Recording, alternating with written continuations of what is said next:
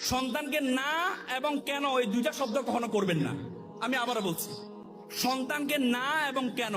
সন্তানকে বলবেন না যে বাবা বৃষ্টিতে ভিজো না, বাবা আইসক্রিম খেও না, বলবেন না। সন্তানকে বলেন যে বাবা বৃষ্টিতে ভিজলে কিন্তু তোমার জ্বর আসবে, বাবা আইসক্রিম খাও, আইসক্রিম খেলে তোমার ঠান্ডা লাগবে।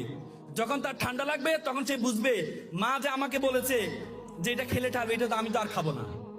আপনি যখন সন্তানকে কেন প্রশ্ন করেন যে বাবা তুমি কি অমুক গাছের আম পেরেছো, আপনার কেন প্রশ্নের উত্তর এবং আপনার চোখের ভঙ্গিমা দেখে সে ডিফেন্স নিয়ে নেয়।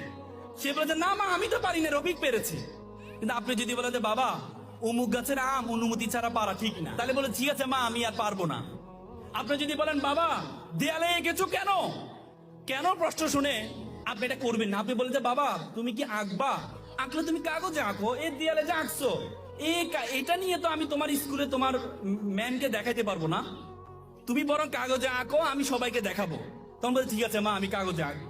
এর জন্য সন্তানকে না এবং কেন এই দুইটি প্রশ্ন করবেন না।